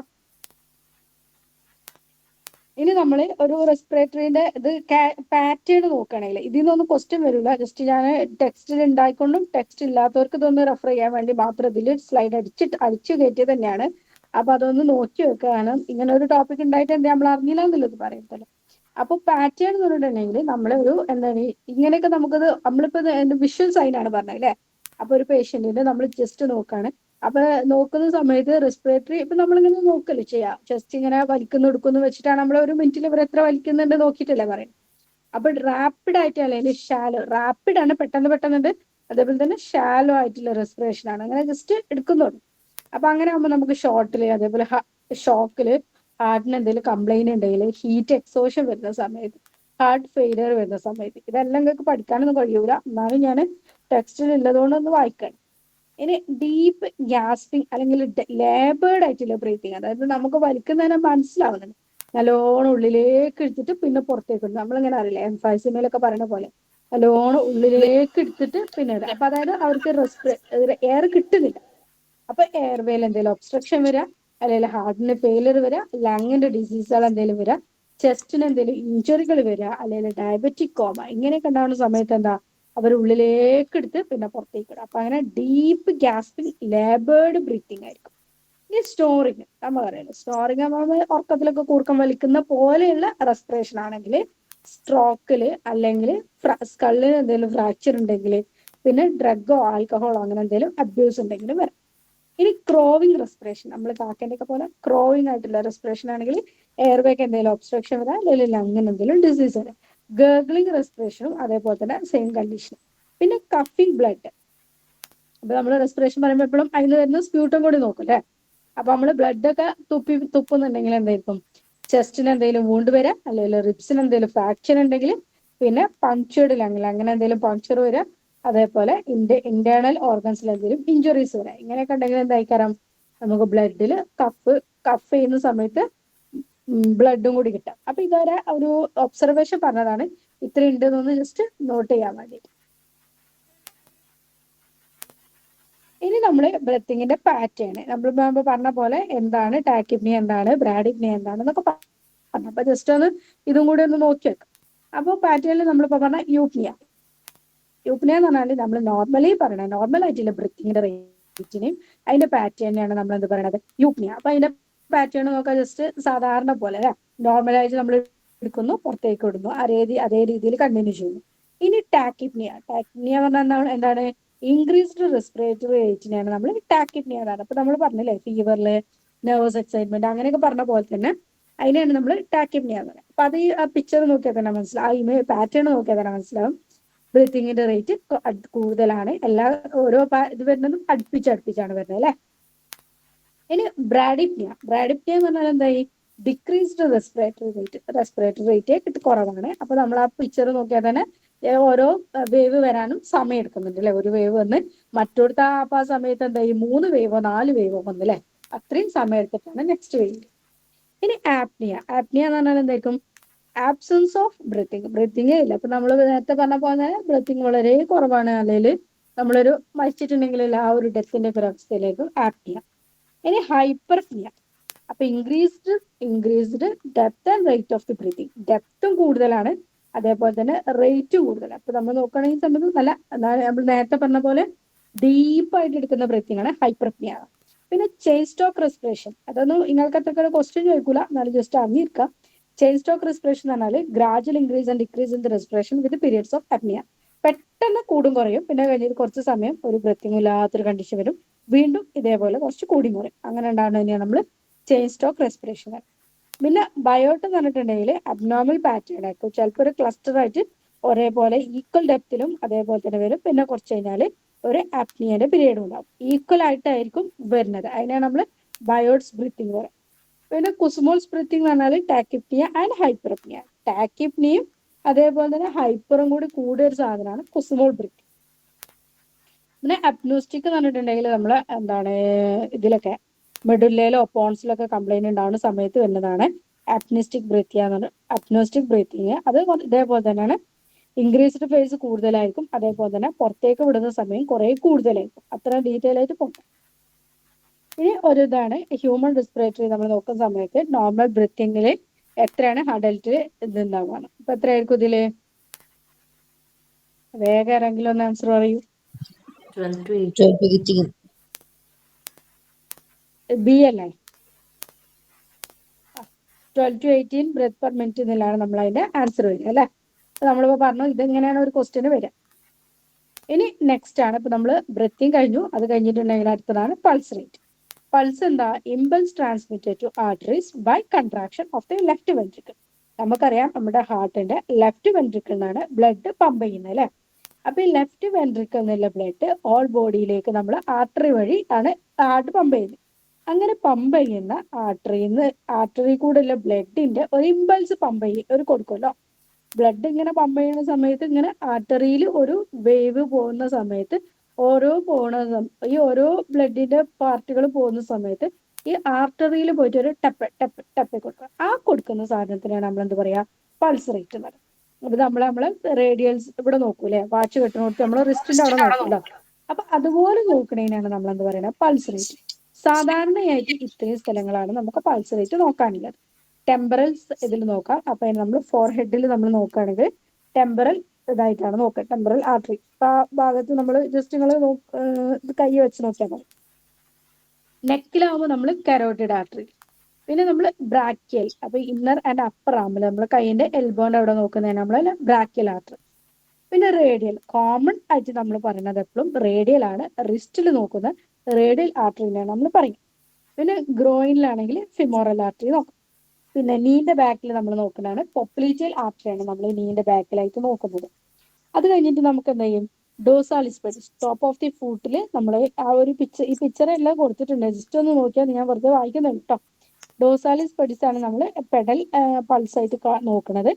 അപ്പൊ അതങ്ങനെ ഓരോന്നൊന്ന് ജസ്റ്റ് ആലോചിച്ചേക്കാം. ടെമ്പറൽ ആർട്ടറിന്റെ നമ്മൾ ഫോർഹെഡിൽ നോക്കും, കരോട്ടിഡ് ആർട്ടറി നമ്മൾ നെക്കിൽ നോക്കും, പിന്നെ ബ്രാക്കിയൽ ആർട്ടറി നമ്മൾ മുട്ടിന്റെ അവിടെ നോക്കും, റേഡിയൽ ആർട്ടറി റിസ്റ്റിൽ കോമൺ ആണ് അത് നോക്കുക, പിന്നെ ഫിമോറൽ ആർട്ടറി ഗ്രോയിന്റെ ആ ഭാഗത്ത്, പിന്നെ നീന്റെ ബാക്കിലായിട്ട് നമ്മൾ പോപ്പുലേറ്റിയൽ ഫോസയിൽ നോക്കുന്നതാണ് പോപ്പുലേറ്റിയൽ ആർട്ടറി.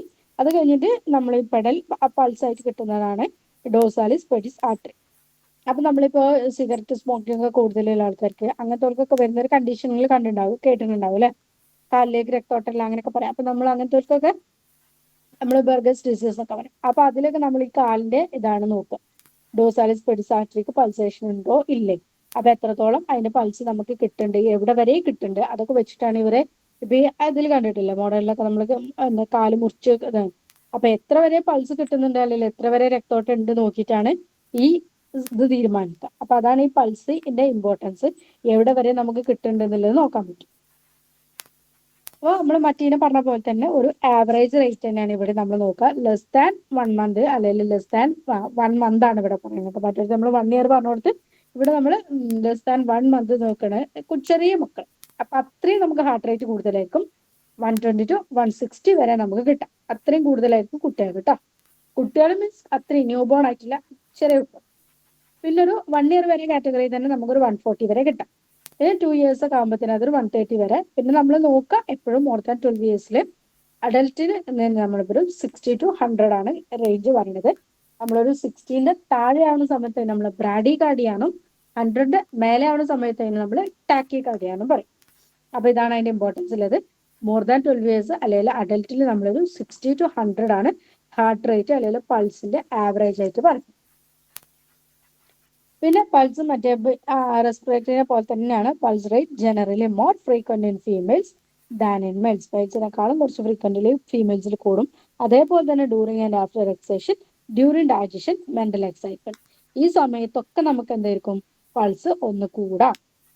എക്സേഷന്റെ സമയത്ത് നമുക്കറിയാം, ഇപ്പൊ നമ്മള് മറ്റീൽ പറഞ്ഞ പോലെ തന്നെ പൾസ് റേറ്റ് റെസ്പിറേറ്ററി റേറ്റ് കൂടുന്ന പോലെ തന്നെ പൾസ് റേറ്റും ഒന്ന് നമ്മൾ ഓടിച്ചാടി കച്ചൊക്കെ വരുന്ന സമയത്ത് പൾസ് റേറ്റും കൂടാം.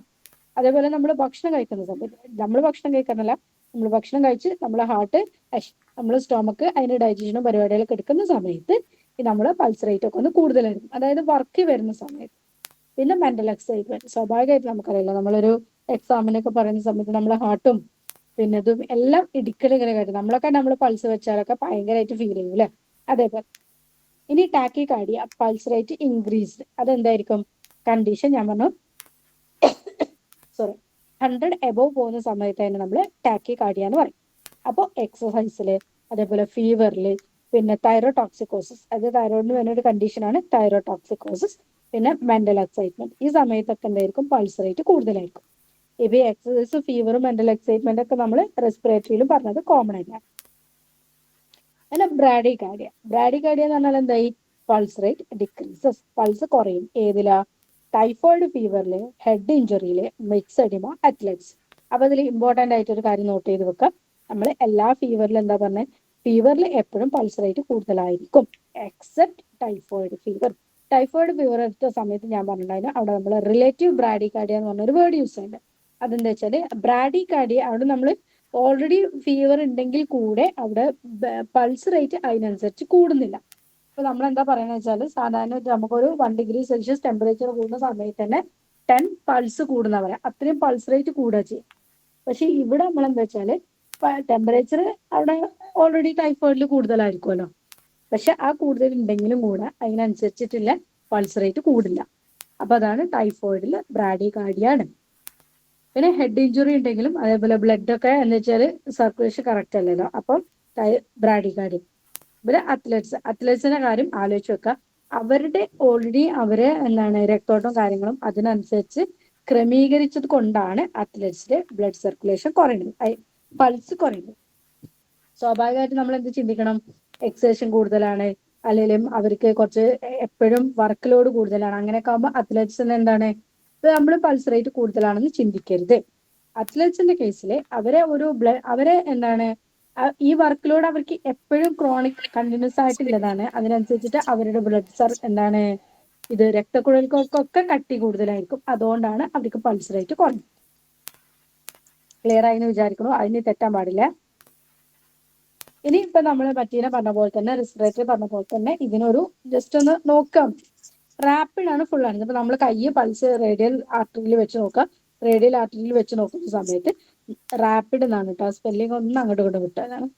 പൾസ് ഭയങ്കരമായിട്ട് അടിച്ചു കിട്ടുന്നുണ്ടെങ്കിൽ എന്താണ് നമുക്ക് ഫിയർ ഉണ്ടാകുമ്പോൾ അല്ലെങ്കിൽ ഓവർ എക്സേഷന്റെ സമയത്ത് ഹീറ്റ് സ്ട്രോക്ക്, ഹൈ BP ഉണ്ടാവുക അല്ലെങ്കിൽ ഇന്റേണൽ ബ്ലീഡിങ്, ഇങ്ങനെയൊക്കെ ഉണ്ടെന്നുണ്ടെങ്കിൽ എന്താ വെച്ചാൽ പൾസ് നമുക്ക് റാപ്പിഡ് ആയിട്ടും അതേപോലെ ഫുൾ ആയിട്ടും കിട്ടും. ഇനി റാപ്പിഡ് ആണ് പക്ഷെ ത്രെഡ് നമുക്ക് അത്ര അടിച്ചു കിട്ടുന്നില്ല, പൾസ് ഭയങ്കര പെട്ടെന്ന് വരുന്നുണ്ട് പക്ഷെ അങ്ങനെ ഫീൽ ചെയ്യുന്ന കുറവാണ്. അപ്പൊ ഷോക്കില് അല്ലെങ്കിൽ ബ്ലഡ് ലോസില്, ഡയബറ്റിക് കോമയില്, ഹീറ്റിന്റെ എക്സോഷനിൽ ഇങ്ങനെയൊക്കെ ആവുന്ന സമയത്തും ഇതേപോലെ തന്നെ റാപ്പിഡ് ത്രെഡ് ആവും. ഇനി സ്ലോ പൾസ് ആണ്, പൾസ് മെല്ലെ മെല്ലെ വരുന്നുള്ളൂ പക്ഷെ ഫുള്ളായിട്ട് ബൗണ്ടിങ് ആണ്. നമുക്ക് കയ്യിലേക്ക് വെക്കുന്ന സമയത്ത് നമ്മളെ കയ്യിലേക്ക് കിട്ടും പക്ഷെ സ്ലോ ആയിട്ടേ വരുന്നത്. അപ്പൊ എന്തായി സ്ട്രോക്ക് ആകാം അല്ലെങ്കിൽ സ്കള്ളിന് ഫ്രാക്ചർ ഒക്കെ ഉണ്ടെങ്കിലും അങ്ങനെ വരാം. പിന്നെ നോ പൾസേ കിട്ടുന്നില്ല, അപ്പൊ നമുക്ക് എന്ത് മനസ്സിലാക്കണം, കാർഡിയാക് അറസ്റ്റ്. നമ്മളിങ്ങനെയല്ലേ നോക്കാം, ഡെത്ത് ഉണ്ടോ നോക്കുമ്പോൾ സമയത്ത് നമ്മൾ എന്തെങ്കിലും പൾസ് ഉണ്ടോ നോക്കൂലേ. അപ്പൊ പൾസ് ഒന്നും കിട്ടണില്ല നമ്മൾ പറയും. അപ്പൊ അതേപോലത്തെ അങ്ങനെ പറയുന്ന സമയത്ത് നമുക്ക് എന്താണ് കാർഡിയാക് അറസ്റ്റ് ആണോ എന്നുള്ളത് സംശയിക്കാം. ഇനി നെക്സ്റ്റ് ആയിട്ടുള്ള ഇപ്പൊ നമ്മൾ പറഞ്ഞ മൂന്നാമത്താണ് പ്യൂപ്പിലറി റിയാക്ഷൻ. പ്യൂപ്പിൾ റിയാക്ഷൻ നമ്മൾ രണ്ട് രീതിയിലാണ് നോക്കുക. സൈസ് നോക്കാം, അതേപോലെ തന്നെ ലൈറ്റിനോടുള്ള റിയാക്ഷൻ നോക്കാം. ഇക്വാലിറ്റി ഓഫ് ദി സൈസ് എന്ന് ഉദ്ദേശിക്കുന്നത് വെച്ചാൽ നമ്മൾ പ്യൂപ്പിളിന്റെ സൈസ് നോക്കുക. രണ്ട് പ്യൂപ്പിളും ഒരേ രീതിയിലാണോ കൺസ്ട്രക്ട് ചെയ്യുന്നത്, അല്ലെങ്കിൽ രണ്ട് പ്യൂപ്പിളും ഒരേ രീതിയിലാണോ അതിന്റെ സൈസ്, അല്ലെങ്കിൽ അത് രണ്ടും ലൈറ്റിനോടുള്ള റിയാക്ഷൻ എങ്ങനെയാണെന്നൊക്കെ നോക്കാം. അപ്പൊ നമ്മൾ ഇത് രണ്ട് രീതിയിലാണ് പറയുക. കൺസ്ട്രിക്റ്റഡ് പ്യൂപ്പിൾ ഉണ്ട്, അതേപോലെ ഡയലേറ്റഡ് പ്യൂപ്പിൾ ഉണ്ട്. കൺസ്ട്രിക്റ്റഡ് പ്യൂപ്പിൾ എന്ന് പറഞ്ഞിട്ടുണ്ടെങ്കിൽ നമ്മൾ ലൈറ്റ് അടിക്കുന്ന സമയത്ത് സ്വാഭാവികമായിട്ടും നമ്മൾ ലൈറ്റ് അടിക്കുന്ന സമയത്ത് പ്യൂപ്പിൾ ഒന്ന് കൺസ്ട്രിക്ട് ചെയ്യും. അപ്പൊ ആ കൺസ്ട്രിക്ട് ചെയ്യുന്നുണ്ടോ നോക്കാം.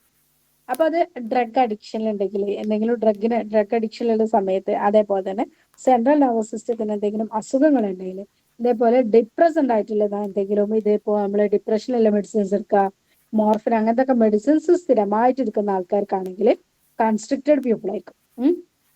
കിട്ടുന്നുണ്ടല്ലോ അല്ലെ. അപ്പൊ കൺസ്ട്രിക്റ്റഡ് പ്യൂപ്പിൾ എന്ന് പറഞ്ഞിട്ടുണ്ടെങ്കിൽ എന്തെങ്കിലും രീതിയിലുള്ള ഡ്രഗ് അഡിക്ഷൻ ഉണ്ടാവുക, അല്ലെങ്കിൽ എന്തെങ്കിലും ഇപ്പൊ ഡിപ്രഷൻ അങ്ങനത്തെ ഡ്രഗ്സ് എടുക്കുന്നുണ്ടെങ്കിൽ സെൻട്രൽ നെർവസ് സിസ്റ്റത്തിന് നമ്മളിപ്പോ പറയുന്ന തലച്ചോറിലേക്ക് പോകുന്ന രക്തക്കുഴലുകൾക്കോ അങ്ങനത്തെ എന്തെങ്കിലും കംപ്ലൈന്റുകൾ ഉണ്ടെങ്കിലും കൺസ്ട്രിക്റ്റഡ് പ്യൂപ്പിൾ കിട്ടും. ഇനി ഡയലേറ്റഡ് പ്യൂപ്പിൾ അത് കുറച്ചും കൂടി എന്തായിരിക്കും, റിലാക്സ്ഡ് ആയിട്ടില്ല അല്ലെങ്കിൽ അൺകോൺഷ്യസ് സ്റ്റേറ്റിലൊക്കെ ആണെങ്കിൽ നമുക്ക് എന്തായിരിക്കും ഡയലേറ്റഡ് പ്യൂപ്പിൾ. അതേപോലെ തന്നെ സ്റ്റിമുലന്റ് ആയിട്ടുള്ള ഡ്രഗ് എടുക്കുന്ന ആൾക്കാർക്കും ഡയലേറ്റഡ് പ്യൂപ്പിൾ ആണ് കിട്ടുക. പിന്നെ ഇത് അതേപോലെ ഡെത്തിൽ നമ്മൾ മെയിൻ ആയിട്ട് ഡയലേറ്റഡ് പ്യൂപ്പിൾ എപ്പോഴും നോക്കുക ഡെത്ത് ആണോ എന്നുള്ളത്. നമ്മൾ ഡെത്തിൽ ഒരു കൺഫർമേറ്ററി ആയിട്ട് തന്നെയാണ് നോക്കുക, ഡയലേറ്റഡ് പ്യൂപ്പിൾ ഡയലേറ്റഡ് ആണോ അല്ലെങ്കിൽ കേട്ടോ. അതേപോലെ അൺഈക്വൽ സൈസ് നമ്മൾ പറഞ്ഞു സൈസ് കറക്റ്റ് ആണോ അല്ലെങ്കിൽ നോക്കും. അപ്പൊ unequal size of the people ആണെന്നുണ്ടെങ്കിൽ ഹെഡ് ഇഞ്ചുറി അല്ലെങ്കിൽ എന്തെങ്കിലും സ്ട്രോക്ക് ഒക്കെ ഉണ്ടെങ്കിൽ ഇതേ രീതിയിൽ ഇപ്പൊ ഈ സ്ട്രോക്ക് എന്ന് പറഞ്ഞ കണ്ടീഷൻ നിങ്ങൾക്ക് അറിയണ്ടാവും അല്ലെ. നമ്മൾ ഇപ്പൊ രക്തോട്ടം പെട്ടെന്ന് തലയിലേക്കുള്ളത് നിൽക്കുന്ന സമയത്ത് അല്ലെ, അങ്ങനെയാണ് നമ്മൾ അതിന് സ്ട്രോക്ക് അല്ലെങ്കിൽ പക്ഷാഘാതം എന്ന് പറയില്ലേ. അപ്പൊ അതാണ് നമ്മളിവിടെ ഇപ്പൊ ഹാർട്ടിനെ നമ്മൾ ഹാർട്ട് അറ്റാക്ക് എന്ന് പറയുന്ന പോലെ തന്നെയാണ് ബ്രെയിനിലേക്ക് നമ്മൾ അതിന് സ്ട്രോക്ക് എന്ന് പറയുന്നത്. അപ്പോൾ ആ ഒരു കണ്ടീഷനും അതേപോലെ തന്നെ ഹെഡിന് എന്തെങ്കിലും വേറെ എന്തെങ്കിലും രീതിയിലുള്ള ഇഞ്ചുറീസോ കാര്യങ്ങളോ ഉണ്ടെങ്കിലും ഇതേ രീതിയിൽ നമുക്ക് സിംറ്റംസോ കാര്യങ്ങളോ കിട്ടാം. അപ്പൊ pupillary reaction, ability to equality of the size, അതേപോലെ തന്നെ റിയാക്ഷൻ ടു ലൈറ്റ്, ഇത് നോക്കാം. കൺസ്ട്രിക്റ്റഡ് പീപ്പിൾ ആണോ ഡയലേറ്റഡ് പീപ്പിൾ ആണോ എന്നുള്ളത് നോക്കാം.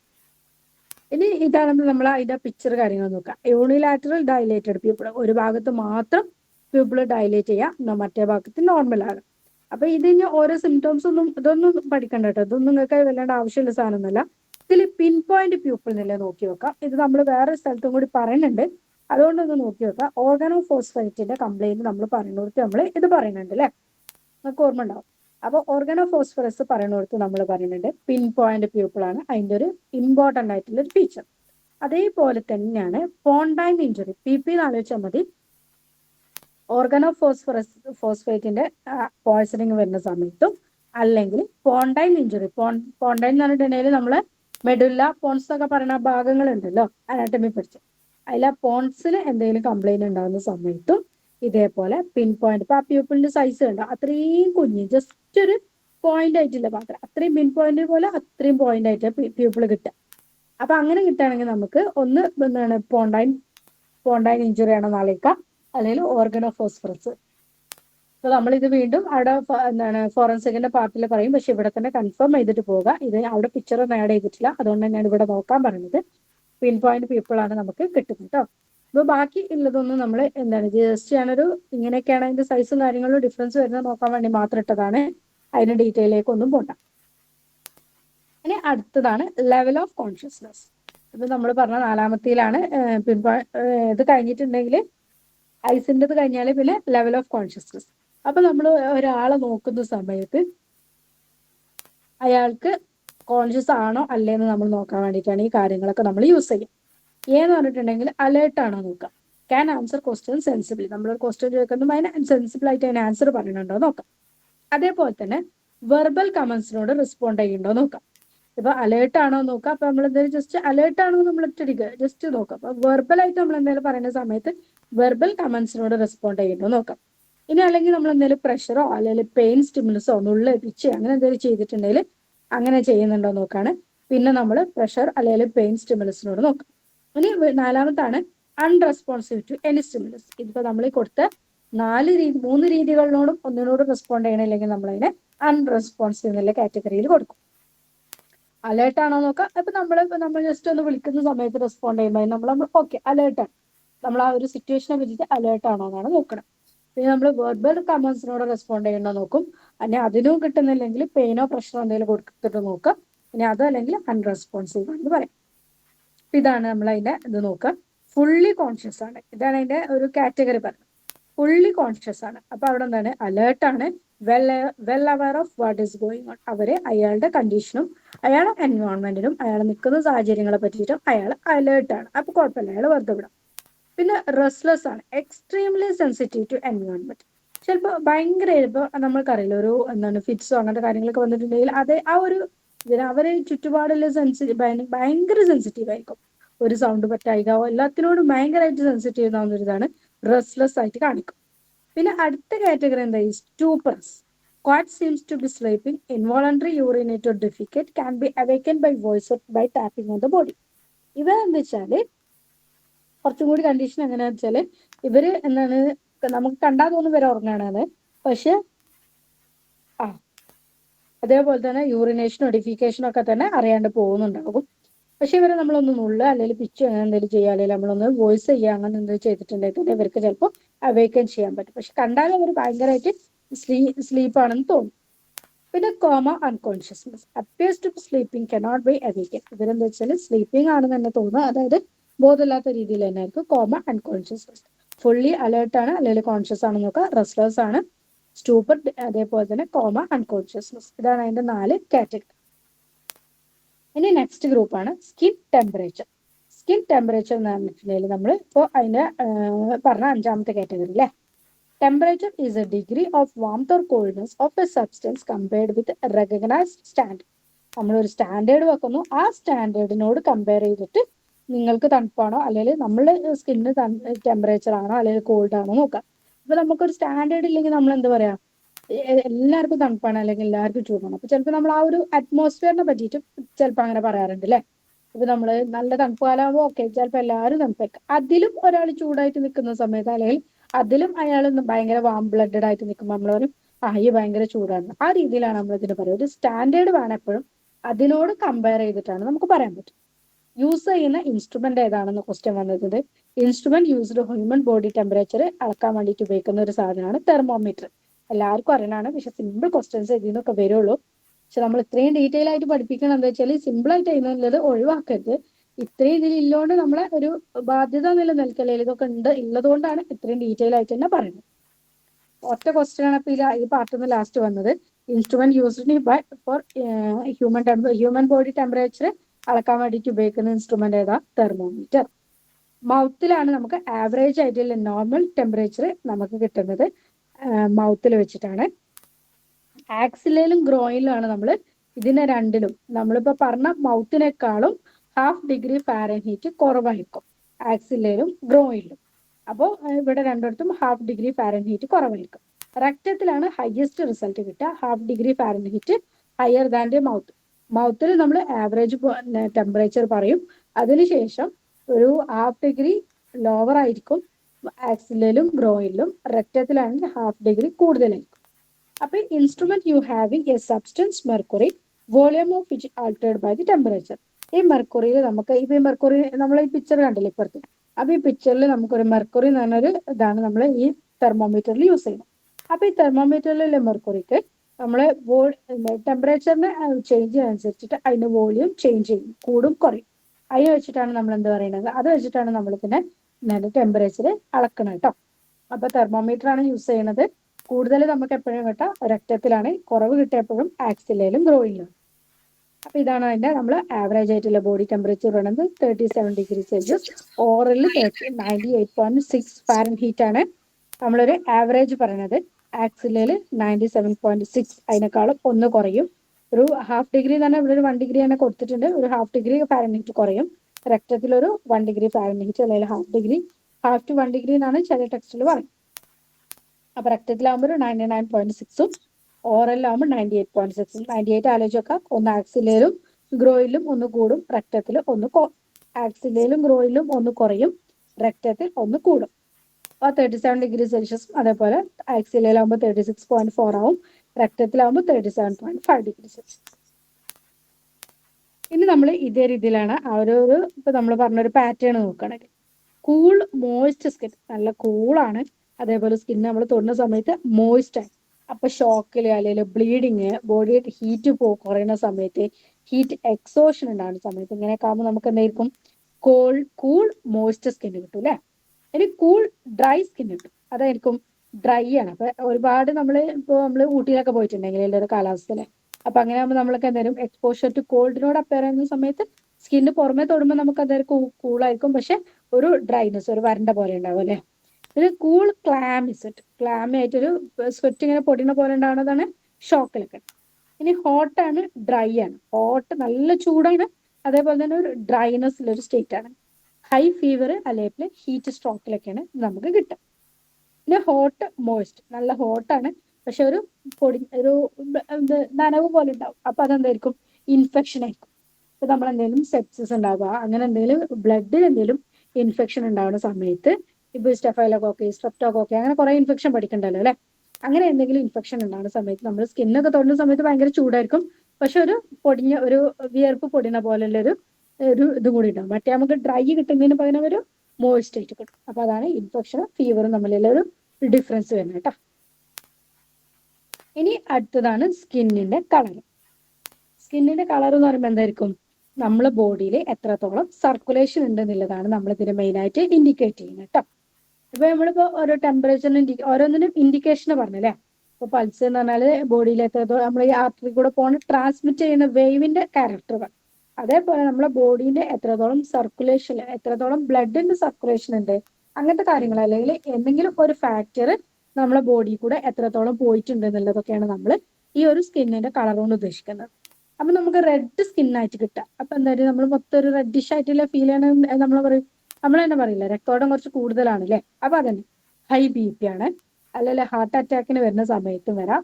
പിന്നെ ഹീറ്റ് സ്ട്രോക്ക്, ഡയബറ്റിക് കോമ, അപ്പൊ നമ്മൾ പറയും സൺ സ്ട്രോക്ക് ഒക്കെ ഉണ്ടാകുന്ന സമയത്ത്, അങ്ങനെയൊക്കെ സൂര്യാഘാതം അങ്ങനെയൊക്കെ ഉണ്ടാകുന്ന സമയത്തൊക്കെ നമുക്ക് റെഡ് സ്കിൻ കിട്ടും. ഇനി അല്ലെങ്കിൽ എന്താ വെച്ചാല് പിന്നെ ചെറിയ റെഡ് സ്കിൻ, അതാണ് നമ്മളൊരു ക്വസ്റ്റ്യൻ, അതിന് വേണ്ടി മാത്രമാണ് ഇത് ഇവിടെ ഇട്ടത്.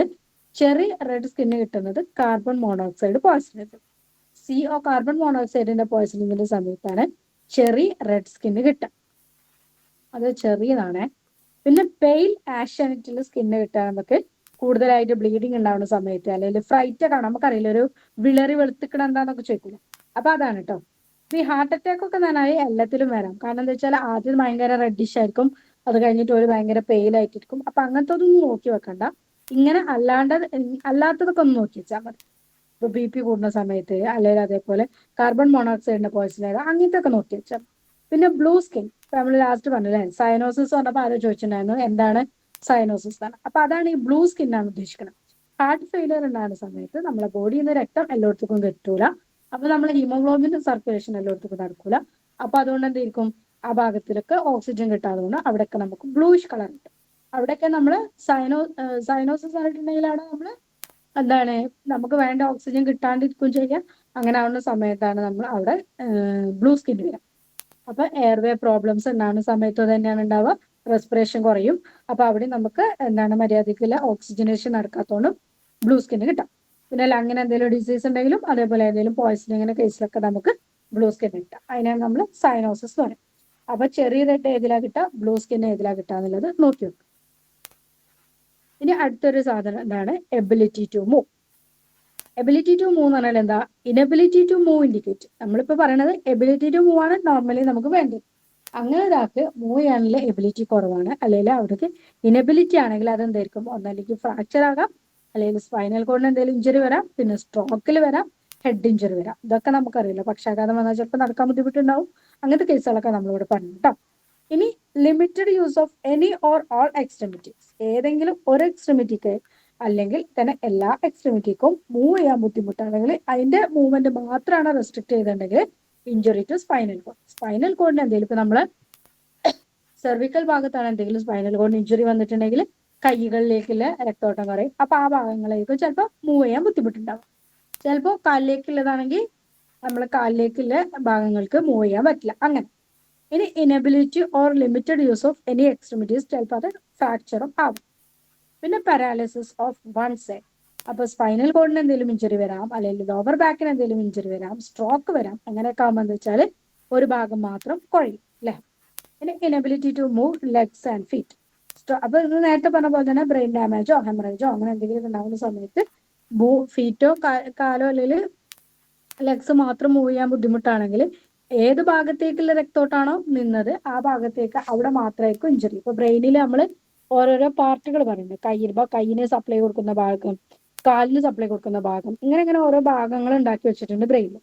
ആ ഭാഗത്തേക്കുള്ള രക്തോട്ടം കുറയുമ്പോൾ അതേപോലെ കറസ്പോണ്ടിങ് ആയിട്ട് നമ്മളെ കാലിന് ഒരു ഭാഗത്തിന് മൂവ് ചെയ്യാൻ പറ്റില്ല, അല്ലെങ്കിൽ ചിലപ്പോൾ ഫിംഗേഴ്സിന് മാത്രം മൂവ് ചെയ്യാൻ പറ്റില്ല, അപ്പൊ ഒരു കാലിന് മാത്രം മൂവ് ചെയ്യാൻ പറ്റില്ല, അങ്ങനെയൊക്കെ വരാം. അപ്പൊ അത് ഏത് ഭാഗത്താണോ ഇഞ്ചുറി വന്നത് അതിനനുസരിച്ചിട്ടാണ് നമുക്ക് എവിടെയാണ് മൂവ് ചെയ്യാൻ പറ്റാത്തത് നോക്കിയിട്ടാണ് നമുക്ക് അതിനെ തിരിച്ചറിയാൻ പറ്റും.